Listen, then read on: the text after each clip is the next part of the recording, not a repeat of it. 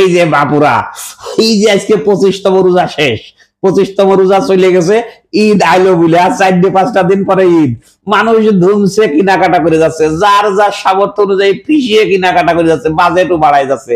কিন্তু রে বাবু, বাংলাদেশে একটা শ্রেণী আছে, একটা সমাজ আছে যারা এখনো কেনাকাটার ধারে পাশেও যেতে পারেনি। কারণ কি জানো? তারা এখনো বেতন পায়নি। আরে বাবু, মার্চ মাসের বেতন না, ওই ফেব্রুয়ারি জানুয়ারি ফেব্রুয়ারির বেতনও তারা এখনো পায়নি। তাকে ছেলে পেলে জামা কাপড়ও এখনো তারা কিনে দিতে পারেনি। বোনাসের কথা তো বাদে দিলাম, ঘটনা হচ্ছে সেই সমাজটা কারা জানো?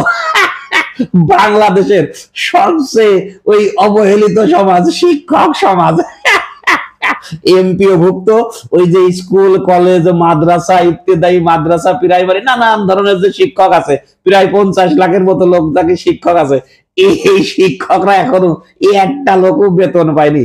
শোনো ঘটনাটা কি, চলো দিন একটু আমরা শিক্ষা মন্ত্রণালয়ে ফোন লাগাই, দাঁড়াও। হ্যালো, শিক্ষা মন্ত্রণালয় নাকি? বাবুরে চাচা বলছিলাম, চাচা চাচা চিনতে পেরেছ না? বাবুরে, এই যে শুনলাম যে ওই সরকার ঈদ উপলক্ষে মার্চ মাসের বেতন সকল ওই যে কর্মকর্তা কর্মচারী, স্বায়ত্তশাসিত আধা সরকারি সরকারি সব কর্মচারীদের বেতন নাকি মার্চ মাসের 23 তারিখে দিয়ে দিয়েছে। ঠিক ঠিক কথা, ঠিক কথা না? তোমারটা পাইছো বাবু?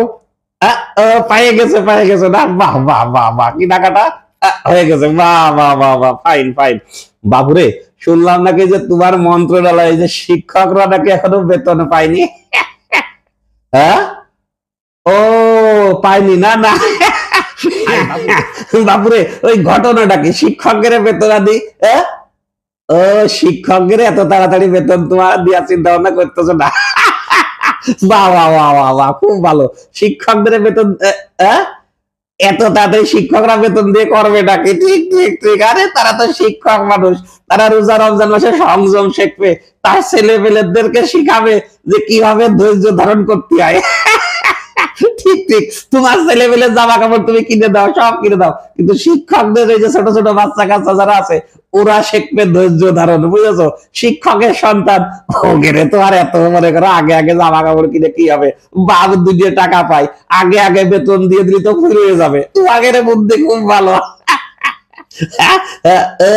আচ্ছা আচ্ছা আচ্ছা আচ্ছা, এই জন্য দেখছো? ও আচ্ছা, বুঝতে পারছি বাপু, শিক্ষকদের ছেলে পেলে গেলে অত খাই খাই করলে চলবে না। ঈদ আসতেছে, গত ঈদ জামা কাপড় দরকার হলে পড়বে, তাহলেই তো হয়ে গেল নাকি? তোমরা ওই যে বোনাস টোনাস দিবা না? বাবুরে, হ্যাঁ, ও বেতনে দিতে হচ্ছে না আবার বোনাস? ঠিক কথা, ঠিক কথা। বাবুরে শোনো, তোমরা সরকারি আধা সরকারি স্বায়ত্তশাসিত নানান ধরনের প্রতিষ্ঠানের সবাই এই আপডেট মার্চ মাসের বেতনও 10 দিন আগে 23 তারিখে নিয়ে এনেছো, আর শিক্ষকরা এখনো জানুয়ারি ফেব্রুয়ারি মার্চ কোনটাই পায়নি, আর ঈদের বোনাসও পায়নি। এগেরে বিষয়টা নিয়ে আসলে এত চিন্তা করার দরকার নেই। তারা শিক্ষক সমাজ, তারা তার কোথাও যাই উচ্চ বাচ্য করতে পারবে না। ওই যে গার্মেন্টস এর শ্রমিক যারা, এরাও নাকি আন্দোলন করতেছে। হ্যাঁ, এরাও আন্দোলন করতেছে, এরাও আন্দোলন করতেছে বেতন বোনাসের জন্য। কিন্তু দেখো শিক্ষক সমাজ কত বড় যেটা চুপ করে মুখ লুকায় ঘরের কোণে বসে বসে কাঁদতেছে রে বাপু, ছেলে পেলে খুব ডিস্টার্ব করতেছে। ছেলেগুলো শিক্ষা দেওয়া উচিত না, তা ঠিক।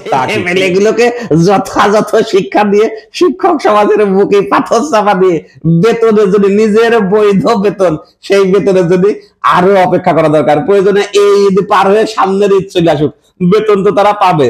এই ধরনের ধৈর্য ধারণ তাকে করা উচিত। না, ঠিক ঠিক কথা বাবু, ঠিক কথা। তোমরা এগুলো নিয়ে কোনো চিন্তা করে না।